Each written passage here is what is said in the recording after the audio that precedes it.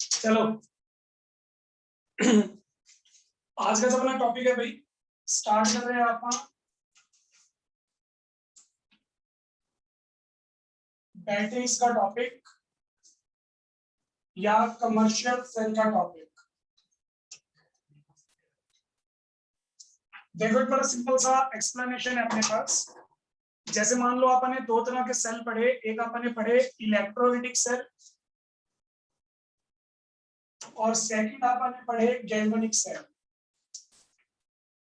दोनों सेल्स के अंदर जो बेसिक रिक्वायरमेंट थी हमारी वो थी इलेक्ट्रोलाइट की। अगर आपको दोनों सेल्स में वर्किंग करवानी है ना, तो वर्किंग करवाने के लिए हमें क्या चाहिए? इलेक्ट्रोलाइट चाहिए। उसके अलावा हमें मेटल इलेक्ट्रोड चाहिए। अब कई बार क्या होता है, जो हमारे इलेक्ट्रोलाइट्स होते हैं वो काफी ज्यादा रिएक्टिव होते हैं। काफी ज्यादा रिएक्टिव इलेक्ट्रोलाइट्स हैं, स्ट्रॉन्ग इलेक्ट्रोलाइट मान सकते हो। तो हो सकता है कि उनसे हमें कुछ नुकसान हो जब भी हम उन्हें यूज करें, प्रिकॉशनरी यूज करना पड़ेगा। सेकेंडली, इनको हैंडल करना बड़ा मुश्किल है। आपके पास एक बीकर है, उस बीकर में आपने इलेक्ट्रोलाइट डाला हुआ है, उसके अंदर इलेक्ट्रोड फिट की हुई है, वायर से कनेक्ट किया हुआ है। आपका जो अरेंजमेंट है वो बड़ा सेंसिटिव है, बड़ा डेलिकेट है। अगर हल्की सी भी डिस्टरबेंस हुई तो वो खराब हो सकता है। तो मेरे कहने का मतलब है, जो हमारा इलेक्ट्रोलाइटिक या गैल्वेनिक सेल होता है उसका जो अरेंजमेंट है वो लंबे टाइम के लिए प्रैक्टिकल पर्पसेस में यूज करना हमारे लिए अच्छा नहीं रहेगा। मतलब अगर मान लो मैंने कोई चीज या मैंने कोई सेल यूज करना है और उस सेल को मैं गैल्वेनिक सेल की फॉर्म में यूज कर रहा हूँ, तो वो काम हमारे लिए थोड़ा सा मुश्किल है। क्योंकि गैल्वेनिक सेल की फॉर्म में अगर हमारे पास कोई सेल है, दो अलग अलग बीकर्स में सॉल्यूशन पड़ा हुआ है, उसके अंदर मेटल रॉड डिप है, तो उसको बड़ा संभाल के रखना पड़ेगा। मैं उसको बड़ी आसानी से मूव नहीं कर सकता। उससे ज्यादा पोटेंशियल मुझे नहीं मिल पा रहा, 1 वोल्ट का 1.5 वोल्ट का इतनी पोटेंशियल मिल पा रहा है। तो अगर मुझे ज्यादा पोटेंशियल चाहिए हो तो मैं क्या करूंगा? तो मतलब इनको प्रैक्टिकल पर्पसेस में या कमर्शियली पर्पसेस में यूज करने के लिए बड़ी दिक्कतें आ रही हैं। तो हमें कुछ ऐसे डिवाइसेस बनाने पड़े या ऐसे सेल्स बनाने पड़े जिनको हम कमर्शियली यूज कर सकें। अगर मान लो कोई सेल हमारा फैक्ट्री में बना है तो वो सेफली हमारे तक पहुंच जाए। ऐसा नहीं है कि रास्ते में ही कहीं ना कहीं उसमें कुछ हमें हैपनिंग हो जाए, वो हमारे सेल का इलेक्ट्रोलाइट गिर गया, इलेक्ट्रोड टूट गई, कुछ भी हो सकता है, ऐसा कुछ ना हो। सेकेंडली, इजी टू यूज रहे, मैं उसे हर एक डिवाइस में यूज कर सकूं। अब अगर मैं एक बड़ा सारा अपरेटस यूज कर रहा हूँ गैल्वेनिक सेल का, उस अपरेटस को मैं सभी डिवाइसेस के लिए यूज तो नहीं कर सकता ना। तो हमें इन सब चीजों से छुटकारा पाने के लिए कमर्शियल सेल्स को पढ़ना पड़ा। कमर्शियल सेल्स के अंदर हमारे पास 5 तरह के सेल आएंगे जो अपन ने डिस्कस करनी है। पांचों के पांचों सेल जो हैं वो थ्योरी के टॉपिक्स हैं। आपको थ्योरी एक्सप्लेन करनी है, उस थ्योरी में सेल की कंस्ट्रक्शन होगी, उसके बाद उसकी एनोड कैथोड की रिएक्शन बता के फिर ओवरऑल रिएक्शन देनी है। ठीक है? तो हमारे पास जो हमारे कमर्शियल सेल्स हैं, उन कमर्शियल सेल को ब्रॉडली अपन ने 3 पार्ट्स में डिवाइड कर दिया। एक तो होंगे हमारे प्राइमरी सेल्स, दूसरे होंगे हमारे सेकेंडरी सेल्स और तीसरे होंगे हमारे फ्यूल सेल्स। एक और डेफिनेशन होती है हमारे पास कंसंट्रेशन सेल्स की, वो मैं आपको पहले ही बता दूंगा। मतलब ये वाला टॉपिक स्टार्ट करने से पहले कमर्शियल सेल से पहले पढ़ते होते हैं कंसंट्रेशन सेल। एक आधे नंबर की डेफिनेशन बाई चांस आ सकती है पेपर में। पर जो हमारे कमर्शियल सेल्स हैं वो 3 तरह के हैं: प्राइमरी सेल, सेकेंडरी सेल और फ्यूल सेल। प्राइमरी सेल हमने 2 तरह के पढ़े हैं। पहले ये देखते हैं कि प्राइमरी सेल होते कौन से हैं। which cannot be recharged, ऐसे सेल जो वन टाइम यूज के लिए हैं, आप उनको एक बार यूज करोगे उसके बाद आप उनको दोबारा यूज नहीं कर सकते। दोबारा यूज करने के लिए रिचार्जिंग की जरूरत पड़ेगी। प्राइमरी सेल्स को हम रिचार्ज नहीं कर सकते। इसका मतलब क्या हुआ?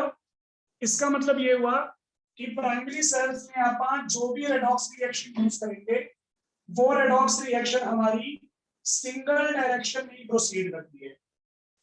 एक बार रिएक्टेंट से प्रोडक्ट बन गए, अब आप उनको वापस रिएक्टेंट में कन्वर्ट नहीं कर सकते। आपने उसको रिएक्टेंट से प्रोडक्ट में कन्वर्ट किया, डिस्चार्जिंग की रिएक्शन पूरी हो गई।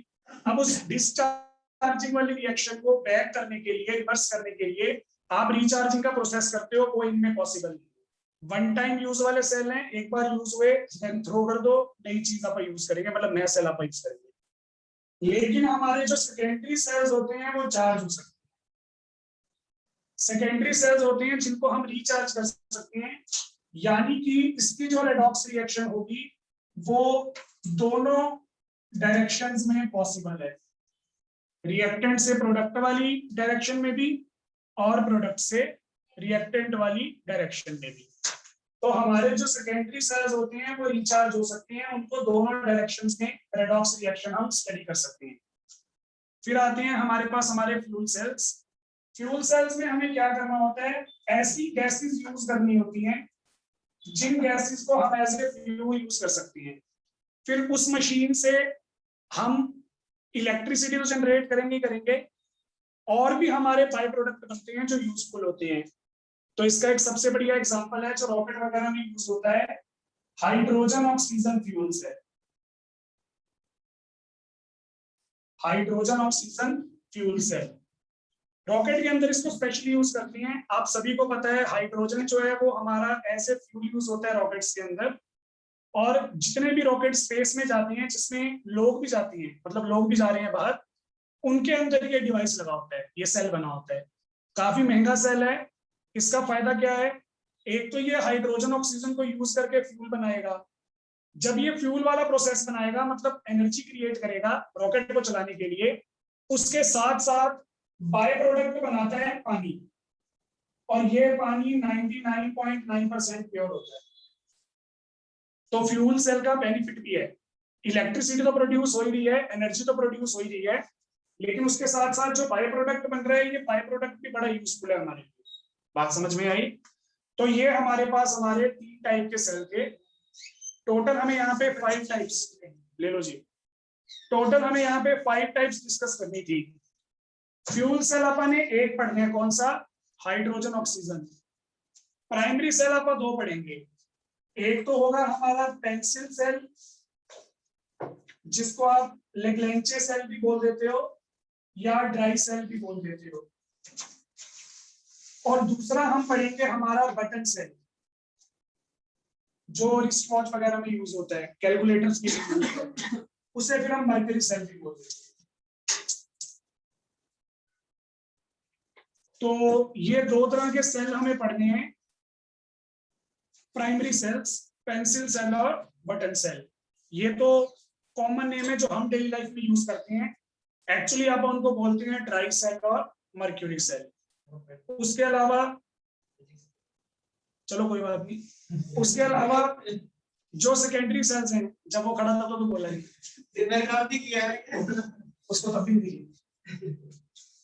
प्राइमरी सेल के 2 टाइप समझ में आ गए। सेकेंडरी सेल्स वो थे जो हमारे चार्ज हो सकते हैं, इसमें हमें 2 पढ़ने हैं, एक तो lead sulphuric acid cell PbH2SO4 cell, और दूसरा हम पढ़ेंगे निकल कैडमियम सेल। जो लेड स्टोरेज बैटरी है ना, लेड सल्फ्यूरिक एसिड वाली, वो इन्वर्टर वाली बैटरी है जो हम यूज करते हैं। और जो ये निकल कैडमियम सेल है, ये जैसे DSLR हो गए या जो आपके वायरलेस कीबोर्ड माउस आते हैं जिनमें रिचार्जेबल पेंसिल सेल डलते हैं, निकल कैडमियम सेल हमारे वो होते हैं। ठीक है ना, जैसे DSLR वगैरह में आजकल पेंसिल सेल डल रहे हैं, वो रिचार्ज हो जाती है, एक मशीन आती है उससे रिचार्ज हो जाते हैं, तो वो हमारे निकल कैडमियम सेल है। जो इन्वर्टर वाली बैटरी होती है वो कौन सी होती है, lead storage battery, lead sulphuric acid battery. तो 2 सेल आपने ये पढ़ने हैं, 2 सेल आपने ये पढ़ने हैं, और एक आपने पढ़ना है हाइड्रोजन ऑक्सीजन फ्यूल सेल। ये 5 सेल हमें डिस्कस करने हैं हमारे कमर्शियल सेल्स के अंदर। फिर हो सकता है इनमें से कोई सेल जो है वो 2 नंबर में डायरेक्टली आ जाए, उसमें फिर आपको कंस्ट्रक्शन भी एक्सप्लेन करनी पड़ेगी, डायग्राम भी बनाना पड़ेगा, कैथोड एनोड की रिएक्शन भी बतानी पड़ेगी। ठीक है ना, ये सारा काम करना पड़ेगा, फिर जाके 2 नंबर मिलेंगे। कई बार क्या होता है, इसकी रिएक्शंस पेपर में बहुत कंफ्यूज करती हैं। वो पता है क्या कहेंगे, वो कहेंगे describe the working of nickel cadmium cell and explain its recharging reaction या डिस्चार्जिंग रिएक्शन, ऐसा बोल देते हैं। दोनों नहीं पूछते, दोनों में से कोई एक ही पूछते हैं, या तो पूछते हैं रिचार्जिंग या पूछते हैं डिस्चार्जिंग। तो आपको वहां पे रिएक्शन में ध्यान देना है, डिस्चार्जिंग की रिएक्शन होती है फॉरवर्ड रिएक्शन, और रिचार्जिंग की रिएक्शन होती है बैकवर्ड रिएक्शन। यहाँ पे रिएक्शन दोनों डायरेक्शन में पॉसिबल है ना, तो वो दोनों में से कोई भी पूछ सकता है। तो यहाँ पे आपको इस चीज का खास जो है वो ध्यान देना पड़ेगा। बात समझ में आ गई? तो ये हमारे पास हमारा केस था कमर्शियल सेल्स के बारे में। इसको आप डिस्कस करेंगे आज। पहले मैं आपको ये वाले दो करवाऊंगा, लेकिन उससे पहले आप एक बार पढ़ लेते हैं कंसंट्रेशन सेल्स, क्योंकि ये एक छोटी सी डेफिनेशन है और गारंटीड है अगर मैंने ये स्टार्ट करवा दिया फिर मैं ये भूल जाऊंगा। तो एक छोटी सी डेफिनेशन है, ये करवा देता हूं पहले, फिर आप अपने कमर्शियल सेल्स के टॉपिक पे वापस आएंगे। बात समझ में आ गई होगी? पहले पढ़ेंगे प्राइमरी सेल्स, आज प्राइमरी सेल कंप्लीट कर लेंगे, डायग्राम कंस्ट्रक्शन और उसके बाद उनकी रिएक्शन। देन कल आप करेंगे सेकेंडरी सेल और फ्यूल सेल। 2 दिन का काम है। एक दिन का टॉपिक है कोरोजन का, चैप्टर हमारा खत्म हो जाएगा। कोरोजन का चैप्टर जो कोरोजन का जो टॉपिक है वो लास्ट हमारा टॉपिक रहेगा इस चैप्टर का। फिर फिजिकल केमिस्ट्री में आपके 5 चैप्टर इस बार प्लस 2 में।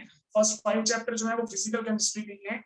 4th चैप्टर पे आ जाएंगे, वो हमारा न्यूमेरिकल्स का लास्ट चैप्टर है। पहले 4 चैप्टर में से आते हैं न्यूमेरिकल्स, उसमें से तीसरा अपना कंप्लीट होने वाला है। टेस्ट अपन एक भी नहीं दिया अभी तक, एक ही दिया था, वो चेक नहीं हुआ, लॉकडाउन लग गया। तो टेस्ट भी लेंगे अभी, 3rd चैप्टर का पहले लूंगा फिर 2nd का लूंगा। तो टेस्ट भी ले लेंगे और तैयारी कर लेना। जो ऑफलाइन आ रहे हैं उनका ऑफलाइन ही होगा, ठीक है? ऑप्शन तो है ही, मैं बता ही रहा हूँ।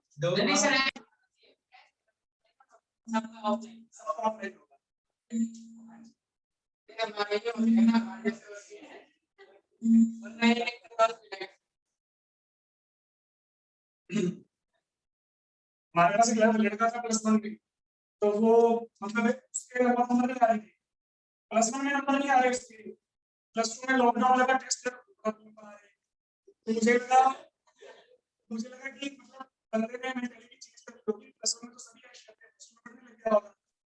फिर वो ऑफलाइन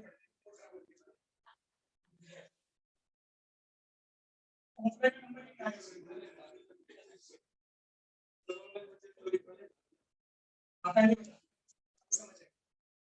चलो एक बार अपन टॉपिक डिस्कस कर लेते हैं कंसंट्रेशन सेल्स का। छोटा सा टॉपिक है, इसके 2 टाइप्स होंगे, वो 2 टाइप्स में आपको बता दूंगा, फिर अपना प्राइमरी सेल्स पे वापस आएंगे। कंसंट्रेशन सेल्स क्या होती है, नेम से समझ में आता है। देखो एक बार आप ये छोड़ो, कंसंट्रेशन सेल जो अपन नॉर्मल सेल कर रहे थे उनके एक बार याद। नॉर्मल सेल्स में अपन क्या करते हैं, 2 बीकर ले लेते हैं, उन दोनों बीकर्स को सॉल्ट से कंबाइन कर देते हैं, एक इलेक्ट्रोड यहाँ डाल देंगे, एक इलेक्ट्रोड यहाँ डाल देंगे। ये दोनों इलेक्ट्रोड्स अलग अलग होती है। सपोज करो ये जिंक इलेक्ट्रोड है, तो ये कौन सी होगी, कॉपर इलेक्ट्रोड। दोनों इलेक्ट्रोड अलग अलग मेटल्स की हैं, अलग अलग मेटल्स होने की वजह से अलग अलग नेचर है, अलग अलग नेचर होने की वजह से अलग अलग रिएक्टिविटी है। तो उस डिफरेंट रिएक्टिविटी की वजह से हमारा जो यहाँ पे सेल है वो अपनी वर्किंग शो करता है। हम अभी तक कौन से सेल पढ़ रहे थे, अलग अलग इलेक्ट्रोड्स बने, 2 इलेक्ट्रोड हैं, दोनों इलेक्ट्रोड्स डिफरेंट हैं। इलेक्ट्रोड्स डिफरेंट होने की वजह से उनका नेचर डिफरेंट था, रिएक्टिविटी डिफरेंट थी, दैट्स व्हाई हमारा सेल जो है वो वर्किंग शो कर रहा था। अब आपने ये नहीं करना, ध्यान से देखो क्या किया, मैंने एक कंटेनर लिया, उस कंटेनर के अंदर सपोज करो मैंने HCl ले लिया, यहाँ पे मैंने एक इलेक्ट्रोड लगाई, हाइड्रोजन इलेक्ट्रोड, और यहाँ पे मैंने दूसरी इलेक्ट्रोड लगाई, ये भी हाइड्रोजन इलेक्ट्रोड।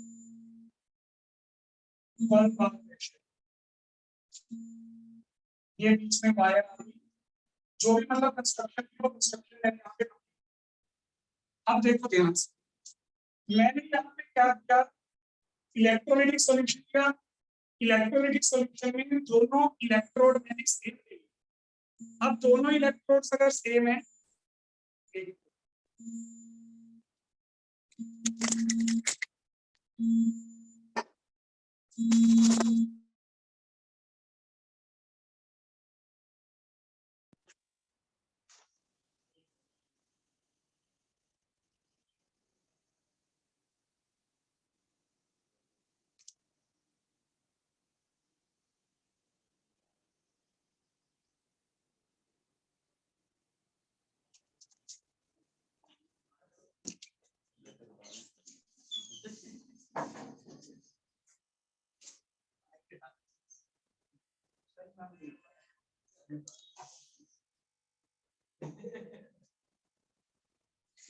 एक सेकंड रुकना भाई, ओटीपी आया एक।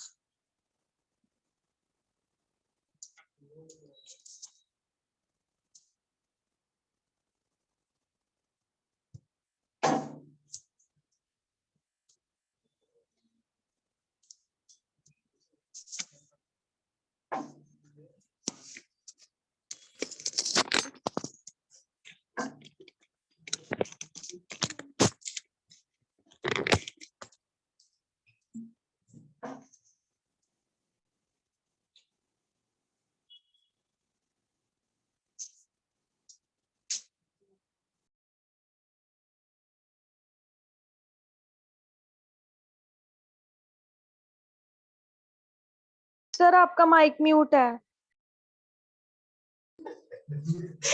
हमने एक कंटेनर लिया, उस कंटेनर में हमने इलेक्ट्रोलाइट डाला, दोनों की दोनों इलेक्ट्रोड मैंने सेम ले ली। अब ध्यान देने वाली बात यह है, अगर दोनों इलेक्ट्रोड सेम है तो दोनों की रिएक्टिविटी भी तो सेम होगी। अगर दोनों की रिएक्टिविटी सेम है तो इसका मतलब जो रिएक्शन है वो तो प्रोसीड ही नहीं हो पाएगी। तो यहाँ पे हमारी हेडिंग आई कंसंट्रेशन सेल। हमने नए टाइप के सेल बनाने हैं, उस नए टाइप के सेल में दोनों इलेक्ट्रोड हमारी सेम होंगी, लेकिन दोनों की कंसंट्रेशन सेम नहीं होगी। एक इलेक्ट्रोड होगी लो कंसंट्रेशन पे और दूसरी इलेक्ट्रोड होगी हाई कंसंट्रेशन पे। Due to the difference in the concentration cell की वर्किंग स्टार्ट होगी। बात समझ में आई? डेफिनेशन जो है वो नाम से क्लियर हो रही है। Concentration cells are those in which working of cell takes place due to different in the concentration, sorry due to difference in the concentrations. अब कंसंट्रेशंस में किसका डिफरेंस हो सकता है दोनों इलेक्ट्रोड अलग अलग कंसंट्रेशन की हो सकता है हम इलेक्ट्रोलाइट दो कंटेनर में ले लें और वो दोनों इलेक्ट्रोलाइट अलग अलग कंसंट्रेशंस के। फॉर एग्जांपल यहाँ पे ये दो हाइड्रोजन इलेक्ट्रोड है, एक मैंने ले ली 1 बार की और एक मैंने ले ली 2 बार वाली, तो दोनों का प्रेशर अलग अलग हो गया। प्रेशर अलग अलग होने की वजह से दोनों की रिएक्टिविटी भी अलग अलग हो गई। ये वाला जो सेल बना ये कौन सा सेल है? Concentration cell. एक और केस देखो, मैंने दो बीकर ले लिए, इन दोनों बीकर्स को मैंने सॉल्ट ब्रिज के साथ कंबाइन कर दिया।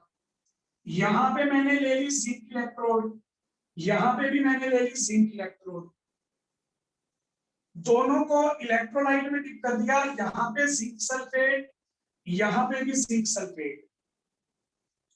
डिफरेंस क्या है दोनों में? यहाँ पे मैंने जिंक सल्फेट ले लिया, सपोज करो 1 मोलरिटी वाला, यहाँ पे मैंने जिंक सल्फेट ले लिया 0.5 मोलरिटी वाला। तो यहाँ पे इलेक्ट्रोड तो दोनों सेम है, लेकिन जो हमारे इलेक्ट्रोलाइट है, इलेक्ट्रोलाइट की कंसंट्रेशन अलग होगी। या तो इलेक्ट्रोड की कंसंट्रेशन अलग होगी या इलेक्ट्रोलाइट्स की कंसंट्रेशन अलग होगी। Due to the difference in concentration हमारे सेल की वर्किंग स्टार्ट हो जाएगी। These type of cells are called concentration cells. अब कंसंट्रेशन सेल के दो टाइप्स होते हैं, मैंने आपको बता ही दिया। कंसंट्रेशन सेल का पहला टाइप है इलेक्ट्रोलाइटिक कंसंट्रेशन सेल और सेकंड टाइप है इलेक्ट्रोड कंसंट्रेशन सेल। नाम से समझ में आ रहा है किन की कंसंट्रेशन डिफरेंट लेनी है? इलेक्ट्रोड्स की या इलेक्ट्रोलाइट्स की। नीचे वाले केस में मैंने क्या किया? नीचे वाले केस में इलेक्ट्रोड तो सेम है लेकिन इलेक्ट्रोलाइट अलग अलग है, तो ये होगा इलेक्ट्रोलाइटिक कंसंट्रेशन सेल। समझ में आया? ऊपर वाले केस में इलेक्ट्रोलाइट सेम था लेकिन जो दोनों इलेक्ट्रोड हैं उन दोनों इलेक्ट्रोड्स की कंसंट्रेशन अलग अलग है, तो ये कौन सा एग्जांपल था? Electrode concentration cell. सिंपल सी डेफिनेशन थी, दो उसके टाइप्स थे। आगे भी इसके फर्दर टाइप होते हैं विद ट्रांसफर और विदाउट ट्रांसफर, पर वो बीएससी में आती है, आपको अभी नहीं करनी। डेरिवेशन भी आती है। तो आपके लिए सिर्फ ये वाली डेफिनेशन है, इसके दो टाइप्स हैं, दोनों टाइप्स की एक एक रिप्रेजेंटेशन है, इसके अलावा आपको कुछ नहीं करना। कंसंट्रेशन सेल में कोई दिक्कत है तो बोलो, कुछ पूछ लूंगा देख ले, और छुट्टी जल्दी हो जाएगी फिर। हाँ जी बच्चे, कोई डाउट है तो बोलो। No sir. चलो, तो ये हमारे पास हमारा केस था कंसंट्रेशन सेल का। सिंपल सी डेफिनेशन, उसका मतलब दो टाइप्स हो गए, वो दोनों टाइप्स मैंने आपको यहाँ पे बता दिए। अब नेक्स्ट अपने डिस्कस करने हैं अपने प्राइमरी सेल्स या कमर्शियल सेल्स जो आप बोल रहे थे। ठीक है सिमरन भूमिका? तो नेक्स्ट हम डिस्कस कर रहे हैं यहाँ पे प्राइमरी सेल्स। और प्राइमरी सेल्स में मैं पहले डिस्कस कर रहा हूँ ड्राई सेल। प्राइमरी सेल्स क्या होते हैं? Which can't be reused. उनको हम दोबारा यूज क्यों नहीं कर सकते? क्योंकि वो दोबारा चार्ज नहीं हो सकते। इनकी जो रेडॉक्स रिएक्शन होती है वो एक ही डायरेक्शन में चलेगी, दैट इज फॉरवर्ड डायरेक्शन। क्यों रीयूज नहीं हो सकते? क्योंकि रिचार्ज नहीं हो सकते। पहला इसमें डिस्कस कर रहे हैं हम ड्राई सेल। एक और नाम बताया था मैंने इसका भी, लेग्रैंजे सेल। पेंसिल सेल तो अपन नॉर्मली बोल देते हैं, पेंसिल जैसा दिखता है, लेकिन साइंटिस्ट के नेम पे लेग्रैंजे सेल। ठीक है, दोनों नेम पता होने चाहिए। पहले मैं आपको इसकी कंस्ट्रक्शन बताऊंगा, कंस्ट्रक्शन बताने के बाद फिर आप इसकी रिएक्शन देखेंगे। छोटा सा ही काम है। हाँ जी, अब देखो उनको अपना नाम अजीब लगता होगा, तो अलग अलग कंट्रीज में अलग अलग ट्रेंड है, कुछ नहीं कर सकते। ये कोई डाउट नहीं हुआ इसका नाम लेग्रैंजे क्यों है, शाहरुख खान क्यों नहीं है, ये क्या डाउट हुआ? ऐसे जो नाम होते हैं ना शाहरुख खान वगैरह, ये एक्टर की अच्छी लगती है। कभी सुना कोई साइंटिस्ट ऐसा हो? साइंटिस्ट ऐसे काम नहीं करते, उनके नाम ही अजीब होते हैं। चलो, तो डाई सेल या लेग्रैंजे सेल, पहले मैं आपको इसकी कंस्ट्रक्शन बता रहा हूँ। जो इसकी कंस्ट्रक्शन है ना, वही इसकी थ्योरी है। थ्योरी में अपन ने वर्किंग एक्सप्लेन नहीं करनी होती कि ये वर्क कैसे करेगा, थ्योरी में अपन ने इसकी कंस्ट्रक्शन ही एक्सप्लेन करनी होती है। तो मेरे कहने का मतलब ये है, यहाँ पे जो थ्योरी बनेगी वो कंस्ट्रक्शन से बनेगी, तो डायग्राम आपको अच्छे से याद होना चाहिए। अगर डायग्राम याद नहीं है फिर आप थ्योरी लिख पाओगे, बिना थ्योरी के नंबर नहीं मिलेंगे, क्योंकि है ही थ्योरी का टॉपिक। रिएक्शंस तो दो ही हैं इसमें, थ्योरी इंपॉर्टेंट है। तो देखो एक आउटलाइन डायग्राम है, कहाँ पे? थोड़ा राइट में। राइट सर, आपका राइट। अच्छा ठीक है, यू आर राइट। तो एक आउटर डायग्राम मैं आपको दिखा रहा हूँ। मतलब एक हमारे पास हमारा पेंसिल सेल था, उस पेंसिल सेल को मैंने ऐसे कट कर दिया, ऐसे कट करके उसका फ्रंट व्यू आप देख रहे हैं। तो एक हमारे पास ऊपर टॉप व्यू है, एक हमारा बॉटम व्यू है, ऐसे ही होता है ना। हमने क्या करना है, जो हमारे सेल की ये आउटर बॉडी होती है ना, ये सेल की जो आउटर बॉडी होती है ये होती है बच्चे जिंक की। हमेशा याद रखना, जो हमारा सेल होगा, सेल की जो आउटर बॉडी होगी वो होगी जिंक मेटल की, और जो हमारे सेल की बॉडी होती है वो बिहेव करती है एज ए एनोड। जो कंप्लीट बॉडी है वो कैसे बिहेव करेगी? As a anode. अब यहाँ पे हमने जो मैंने ये डिप बनाया, यहाँ पे हमने इंसर्ट की होती है हमारी कार्बन रॉड या ग्रेफाइट रॉड। ग्रेफाइट बोलो या कार्बन बोलो एक ही बात है, कोई दिक्कत तो नहीं है। तो यहाँ पे अपन ने अपनी इंसर्ट की होती है ग्रेफाइट रॉड या carbon rod which act as cathode. ठीक है, एक चीज का प्लीज ध्यान देना, एनोड और कैथोड दोनों डायरेक्टली कांटेक्ट में नहीं होने चाहिए। मैंने भी नहीं बनाया, देख लो थोड़ा सा गैप है। आपने एनोड और कैथोड को डायरेक्ट एक दूसरे से कंबाइन नहीं करना, दोनों में गैप होना चाहिए। समझ गए? तो ये हमारे पास हमारा एनोड और कैथोड दो इलेक्ट्रोड्स वाला काम आ गया। बात समझ में आ गई? जो जिंक बॉडी है पूरी वो एनोड की तरह काम करेगी, और जो ये बीच में हमने ग्रेफाइट की रॉड डाली है ये हमारी कैथोड का काम करेगी। बात समझ में आ गई? अब दोनों इलेक्ट्रोड्स तो मैंने बता दी, दोनों के लिए हमें इलेक्ट्रोलाइट सॉल्यूशन भी तो चाहिए। तो ध्यान से देखो, जो हमारी जिंक बॉडी है उसके साथ हमने पेस्ट ऐड की होती है, मतलब इसके साथ एक पेस्ट कांटेक्ट में है।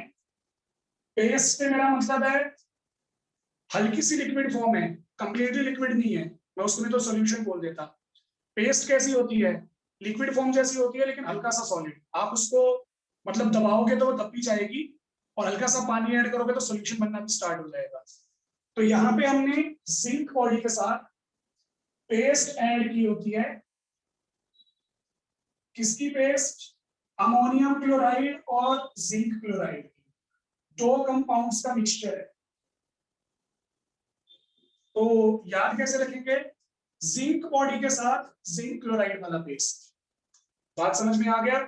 फिर ये वाली पेस्ट हमारी डिस्ट्रीब्यूटेड होती है ऐसे सेल के अंदर। यहां पे फिर हमने एक पेपर लगाया होगा, उस पेपर से इसका जो कनेक्शन है वो कैथोड के साथ नहीं हो पाएगा, दोनों आपस में कनेक्ट नहीं हो पाएंगे, मतलब कंबाइन नहीं हो पाएंगे, मिक्स नहीं हो पाएंगे। जिंक बॉडी का जो पेस्ट वाला पार्ट था वो मैंने आपको बता दिया। कार्बन जो हमारी रॉड है, ग्रेफाइट रॉड है, इसको भी तो कोई ना कोई इलेक्ट्रोलाइट चाहिए। यहां पे भी पेस्ट प्रेजेंट होती है, मैंगनीज ऑक्साइड और कार्बन की मिक्सचर है यहां पे। कौन सी? मैंगनीज ऑक्साइड और कार्बन की पेस्ट। ये हमारे पास हमारा अरेंजमेंट आ गया। चार ही नाम आपको याद रखने हैं लेवलाइजेशन में। ये हमारी कंस्ट्रक्शन है। थोड़ा सा बोल के बता देता हूं। In dry cell the complete body is made up of zinc which act as anode. In the middle of the cell, graphite rod is inserted which act as cathode. Zinc anode is placed in contact with ammonium chloride and zinc chloride paste, whereas carbon rod is placed in contact with manganese oxide plus carbon paste. Both electrodes are separated by a finite boundary. कोई भी boundary आप ले सकते हो। इसको semi permeable membrane भी यहाँ पे यूज कर सकते हो, पर्चमेंट पेपर यूज कर सकते हो, सेलोफेन यूज कर सकते हो, कोई फिल्टर पेपर यूज कर सकते हो, स्पेशल फिल्टर पेपर जो इन दोनों को सेपरेट रखेगा। बस बात इतनी है। तो ये हमारे पास हमारी छोटी सी वर्किंग आ गई। इसी वर्किंग को आप वर्डिंग में लिखोगे, 7-8 लाइनें फिल हो जाएंगी। तो 7 या 8 लाइन्स थ्योरी की, 1 नंबर का आपका सुंदर सा डायग्राम, इसका आधा मिलेगा। आप इससे बढ़िया बना के आना, ये मत बना के आना, थोड़ा सुंदर बना के आना। तो 1 नंबर डायग्राम का, 1 नंबर थ्योरी का। अब 1 नंबर जो रह गया वो किसका? रिएक्शंस का। तो रिएक्शंस यहाँ पे कौन सी हो रही हैं? Reactions takes place in the cell. तो आप सभी को पता है जिंक जो है हमारा वो एनोड है, ऑक्सीडेशन शो करेगा, और जो कार्बन रॉड है हमारी ग्रेफाइट रॉड, वो क्या शो करेगी? रिडक्शन। तो आपको मैं यहाँ पे फटाफट बता देता हूँ क्या केस बनेगा। क्या हो गया तेरे को? कैसे? चलो बढ़िया बात है। तो रिएक्शन देखो, रिएक्शन कैसे होगी। सबसे पहले anode, zinc changes to zinc 2 positive plus 2 electrons. हमारा जो एनोड है वहां पे जिंक था, तो वहां पे जिंक ने क्या किया? जिंक 2 पॉजिटिव में कन्वर्ट हुआ, 2 इलेक्ट्रॉन लूज किए। 2 इलेक्ट्रॉन क्यों लूज किए? क्योंकि जिंक की वैलेंसी 2 है, आप सभी को पता है 3d10 4s2। ठीक है, नहीं पता है तो 8 चैप्टर पता चल जाएगा, डी ब्लॉक एलिमेंट्स पढ़ेंगे। एनोड पे ये रिएक्शन हुई, कैथोड पे क्या रिएक्शन होगी? कैथोड पे मैंने तो कुछ बोला, मेरे को देख जा रहा है, मैं जमीन को देख रहा था, मेरे को देख रहा था, मैं शर्म आ रही है ऐसे नहीं देखता। तो यहाँ पे कैथोड पे क्या होगा? Manganese oxide plus ammonium ions plus 2 electrons. ये 2 इलेक्ट्रॉन्स है यहाँ पे। अमोनियम आयन पे 1 पॉजिटिव चार्ज है, तो यहाँ पे 2 इलेक्ट्रॉन गेन करवाने के लिए क्या करना पड़ेगा? 2 अमोनियम आयंस, वो इलेक्ट्रॉन गेन करेंगे, ये बन जाएगा हमारा Mn2O थ्राइस 2 अमोनिया। ये हमारे पास हमारी रिएक्शन हो जाएगी, और साथ में बनेगा हमारे पास वाटर। इस पे भी 2। हाँ जी बोलो। कार्बन रॉड थी, लेकिन कैथोड पे जो रिएक्शन होगी वो यही होती है। मतलब कार्बन रॉड इस रिएक्शन को करवाने में हेल्प करेगा, वो खुद रिएक्शन में इन्वॉल्व नहीं होगा, मैं यही बोल रहा हूँ। एक चीज आपने नोट की, जब मैं आपको रिएक्शन बता रहा हूँ, इस रिएक्शन में पानी प्रोड्यूस हो रहा है लास्ट में, तो आपने कभी सुना होगा, ऐसा बोलते हैं घर वाले, पता नहीं आपको, आपने कभी सुना या नहीं, मुझे तो बहुत डांट पड़ी हुई है कि अगर आपने एक बार सेल को यूज करना स्टार्ट कर दिया, फिर उसको आप यूज करो, आप उस सेल को ऐसे ही खाली नहीं छोड़ सकते रिमोट में। कई बार अगर आपने देखा हो, मान लो आपके पास कोई भी आपका डिवाइस था या रिमोट था, आपने 3-4 महीने यूज नहीं किया, तो जब आप उसको 3-4 महीने बाद देखोगे ना, तो उन सेल्स पे जंग लग जाता है। वो जंग कैसे लगता है? जो इस रिएक्शन में वाटर प्रोड्यूस हो रहा है उसको थोड़ा सा एसिडिक है, तो वो क्या करेगा, सेल को खराब करना स्टार्ट कर देगा।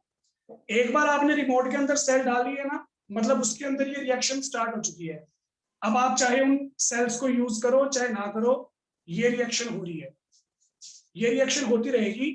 एक बार आपने यूज करके रख दी है, 2 महीने बाद वो खराब हो जाएंगे, आप बोल देते हैं पानी छोड़ गए। तो इसका मतलब यही था कि रिएक्शन हो रही थी, रिएक्शन में पानी प्रोड्यूस हो रहा था, वो पानी एसिडिक था, उसने क्या किया, उन कंटेनर्स को कोरोड कर दिया, मतलब जंग लगा दिया। बात समझ में आई? तो ये हमारे पास हमारा कंस्ट्रक्शन था, ये हमारे पास हमारी रिएक्शन थी। जो वर्डिंग मैंने आपको बोल के बताई वो लिखनी है, लिखोगे तो उसके नंबर मिलेंगे। तो ये 3 नंबर का काम अपना पूरा हो जाएगा। अगर एग्जामिनर ने थोड़ा लेंथी पेपर बनाया तो वो उसको 2 मार्क्स का कर देगा, और कुछ नहीं करेगा, 3 की बजाय 2 मार्क्स का कर देगा। लिखना आपको उतना ही पड़ेगा। आप ये नहीं बोल सकते कि अब 3 की जगह 2 नंबर का ही है, तो सर ने वो एक नंबर बताया था वैसे कर लेती है, थ्योरी रहने देती है, 1 नंबर का ही है, 1 नंबर का ही है, ऐसा मत करना, ठीक है ना। तो ये अपने पास अपना ड्राई सेल या लेक्लेंचे सेल था, इसको देख लो, कोई दिक्कत है तो पूछो।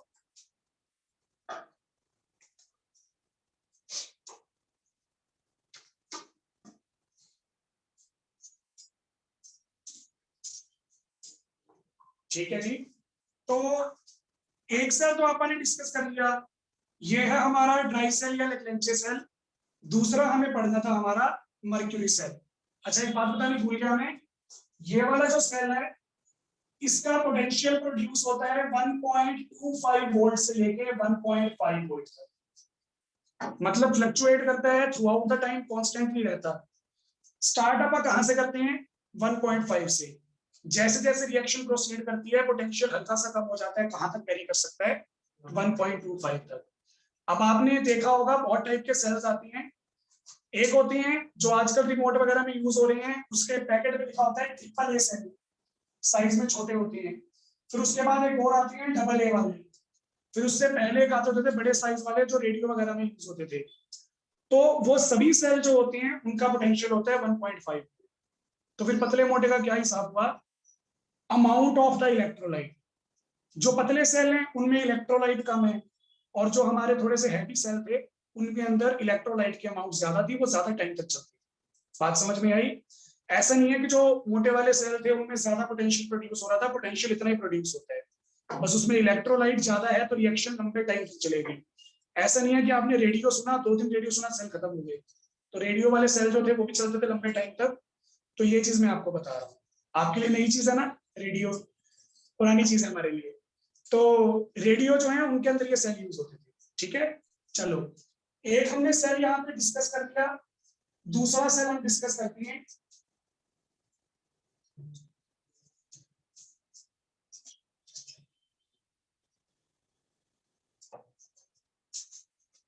सेकंड सेल है हमारा बटन सेल, या जिसको आप कमर्शियली बोलते हो मरकरी सेल, रिस्ट वॉच वाला। तो बटन सेल या मरकरी सेल, इसका भी पोटेंशियल काफी अच्छा है, लगभग 1.5 के आसपास ही रहेगा, 1.39 या 1.40 एग्जैक्ट मैं बता दूंगा अभी। तो ये हमारा सेकंड टाइप का प्राइमरी सेल है। इसकी कंस्ट्रक्शन क्या होती है देखो, ये साइज में छोटा है, लेकिन एक बार मैं इसको ड्राई सेल की फॉर्म में रिप्रेजेंट कर रहा हूँ, आपके लिए थोड़ा इजी रहेगा।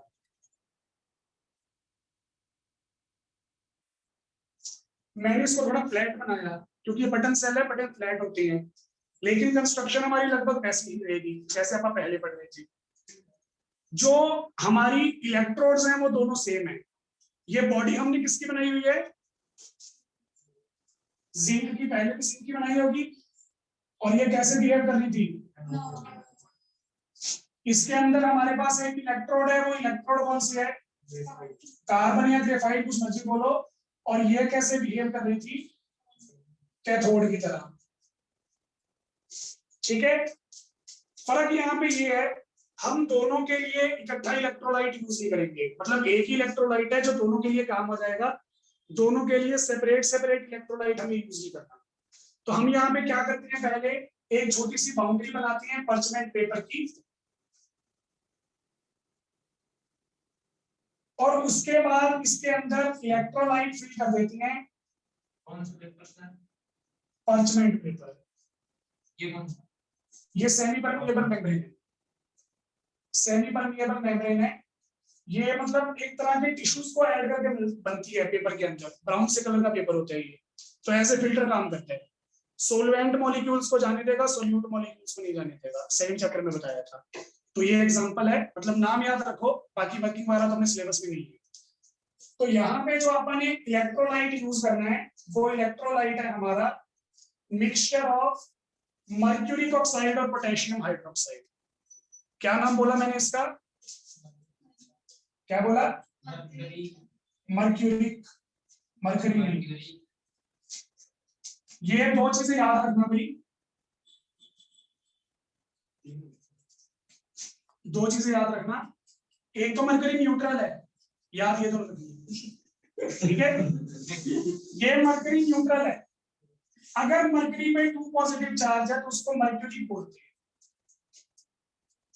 और यहाँ पे मर्क्यूरी में कितना चार्ज है? कमाल है, +1 चार्ज है। 2 मर्क्यूरी पे 2 चार्ज है तो 1 मर्क्यूरी पे कितना हुआ? तब उसको मर्क्यूरस बोलते हैं। तो मतलब नेम से ऑक्सीडेशन स्टेट आप पहचान सकते हो, अगर मर्क्यूरिक नेम है तो +2, और अगर मर्क्यूरस नेम है तो +1। +1 यानी कि Hg पॉजिटिव, ये स्टेबल नहीं है, तो इसलिए ये दो इकट्ठे रहते हैं, that is why Hg2 twice 2 positive. बात समझ में आई? तो ये अपने पास अपना केस है। अब यहाँ पे मैंने मर्क्यूरी बोला तो ये हमारे पास हमारा इलेक्ट्रोलाइट आ गया, बस ये छोटी सी कंस्ट्रक्शन है, इसमें और कुछ नहीं है, ठीक है? हाँ जी, इसका नाम भी बता सकते हो, मतलब इसका नाम, ये जो अपना बाउंड्री बनाई थी, पर्चमेंट पेपर की बाउंड्री बनाते हैं, तो इसमें भी लेबलाइजेशन में 4 चीजें हैं। सबसे पहले जिंक की बॉडी है, उसके बाद हमारी ग्रेफाइट रॉड है, उसके बाद हमारा फिल्टर पेपर या पर्चमेंट पेपर, और फाइनली हमारे पास क्या आ जाएगा?